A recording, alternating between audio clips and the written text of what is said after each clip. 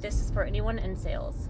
The biggest thing to remember when you get into sales, when you're selling products, whether it be a car, a house, a shirt, shopping trip, products online, affiliate marketing, whatever have you be, this is the biggest thing to help you be successful. You have to remember that your budget is not the consumer's budget. Whoever is buying from you has a different budget than you do. What you might think is too expensive of a monthly plan is not too expensive to the other person, or whatever you think is too cheap of a vehicle is actually someone else's upgrade. Let's say you're a car sales professional. You need to remember someone else paying $600 or $700 a month for their vehicle might seem like, wow, that's way too much, because your budget does not have the room and allowance for that kind of means of a payment. Your mind says that's way too high of a payment. But in the other person's circumstances, their financials might be completely different, or this might be the payment they need to make because they need to get out of another situation and into something safer. Or you could get into a vehicle that doesn't even have heated seats, it's cloth, it's not a vehicle you will drive yourself, but they are really happy with the vehicle and what it looks like. They have this vehicle as an upgrade from their current situation. This vehicle, as a salesperson, this vehicle is perfect for you. You love it, I love it, we all love it. Now, that doesn't mean you're lying about the product that you're selling. And it doesn't mean that you are trying to get people in a bad financial situation whatsoever. What this means is you're realizing that you're not selling for yourself. You're selling for someone else. You're showcasing for someone else. Someone else might be absolutely in love with cloth seats. Just because you don't love cloth seats in your own personal car doesn't mean that you are lying to them when you say this car is absolutely phenomenal. It fits your budget. This car has everything that you wanted. Leather seats aren't a priority for you, and so why would you pay that extra price if it's not a priority for you? You have to learn that you're not selling to yourself. If you were trying to sell to yourself, you would miss a lot of sales, and you hold yourself back like with your own blocks in your own life, instead of allowing the people that you're guiding to help them find the right product be the ones who are into like the decision makers of their own budget. You're the one who's stopping that by either starting to think it's not, this isn't worth it. You know what I mean? This was the biggest thing I had to learn when I was selling cars. I'm not at all lying about how this car is amazing for you. It might not be my car. It might not be my budget. It might not be my style. It's not for me. It's for the person who came to me to find the right product. This goes for the affiliate videos you make. You might have an amazing product. You showcase it, it's great. Yeah, sure, there might be another product somewhere on the internet that's cheaper, but you're showcasing the product that you got from this specific place.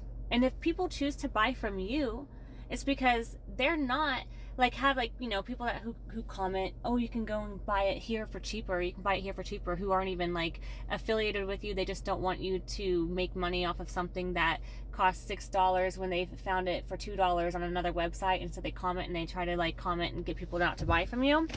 That's because they have a budget of $2. Other people have a budget for convenience. Other people have the budget for $6 or $7 for the same product. They don't mind paying the overprice that you're going to have to pay at any general store anyway, because they don't want to worry about having to A, wait the length of time that it takes to get products on the wholesale sites, B, do the research to try to find them on the wholesale sites. Sometimes it's worth it to have convenience for the right people with the right budget. Like, I'm selling to anyone who has the means to purchase from me. That's not at all a problem for me. And the reason people that don't know you will comment on a viral video of a product that's selling really well, you should be able to buy this on another website for cheaper. You could get this for this much. Like they'll say this much on this link for cheaper. They're not making any money from it. They just are shopping for their own budget.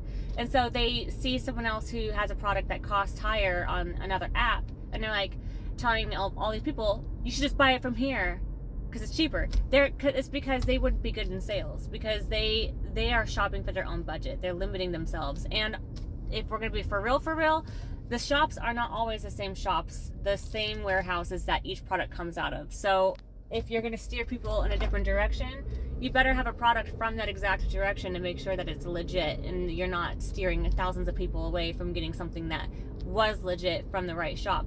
However, that being said, I'm also a wheeler and a dealer. I love finding good wheels and I love looking for things. And so I can find the exact same products on other sites too. But convenience matters to the people with the right budget. And those are the people that I'm marketing to. I'm not marketing to somebody who's like always trying to find the best, you know, the cheapest thing. Because sometimes the cheapest thing isn't actually the best thing. I bought 3 of these and they all broke and stopped working. Well, did you buy them from the same like place? And also, do you have worse wear and tear on them than a normal person? How often are you using this product to the like fullest extent? Are you really wearing and tearing down the product so its lifespan isn't going to be doable for what you're using it for? People who are not being very like open and honest about their own, like they're just trying to block sales by saying that they, you know, this product doesn't work. I can't tell you how many times I've gone on with comments like that, because that stuff ticks me off. You try to call me out and say I'm lying, I'll comment right back with your comment on my video and show that you just didn't know how to work it. And so instead of realizing that, you're trying to tell everyone that this thing doesn't work. Well, you're just not doing it right, silly Billy. You have to learn. How many products have you thrown away in your life that worked perfectly, but you just didn't know because you didn't take the time to learn about it?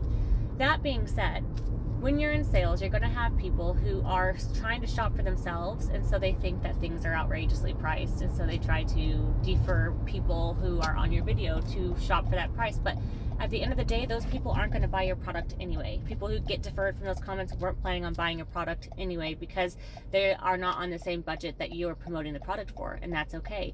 But you're promoting the product for people who are wanting to pay for the convenience and pay for the security and the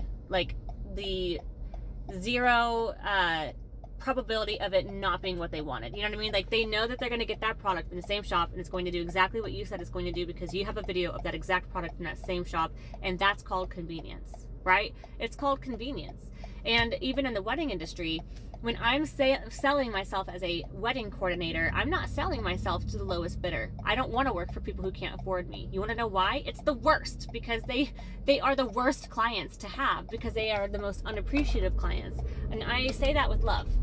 Actually, I don't take those clients. I give them to other people who find their value to be of the level of service that the people are willing to pay for.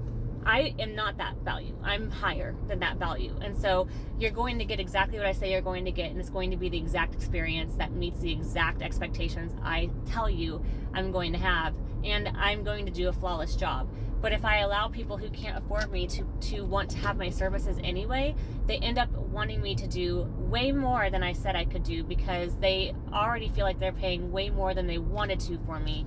Therefore, the expectations in their mind end up growing to they end up just becoming disappointed regardless, because they're already disappointed that they spent money on their budget for me. So I don't budget my wedding coordination services for people who can't afford me. I budget it for people who know exactly what they're getting when they get me. It's in their means. They budgeted for me. They're not stressed that they even paid for me to be there. So the aggression and the expectations don't change and manipulate because they were already upset that they spent money on me. They're happy to have me because they know their day's going to go smooth with me. Same thing with setup and cleanup and trash removal services from venues. I tell wedding people all the time, it's $500, yes, to not have to worry about cleaning up the floors, the trash, picking up the tables, and stacking up all of the chairs. That's something I don't offer as a wedding coordinator. I am one person. I offer hiring a crew for you that I would be in charge of to make sure that it gets done, but I can't do it. I am not a superhuman. I am only one person. And so I always tell my brides and my grooms that if it's in the budget, convenience at the end of the day does matter. People will pay for convenience, because if I were in charge of all of it, we would have to shut the wedding down by 8 p.m. latest, so I can get it all done in time by 11 p.m. by myself. That's why you hire a crew, versus what I am hired to do is clean up all of the decorations that you brought, make sure all of the vendors have all of their stuff out of here, make sure I clean up trash as I go, but I'm not taking all of your trash to the dumpster like all night. I can't do it. That's not part of my services. And that's what people who don't have the means to afford me expect me to do when I say I can't do it. And people who have the means to afford me have the means for me to either hire a cleaning crew to afford the convenience of it, or they pay for the convenience of the cleaning crew that's offered. So in sales, don't worry about the cost of services being too much for someone else, because it's not your budget. It's theirs, and they'll pay for it if it's within their budget, right?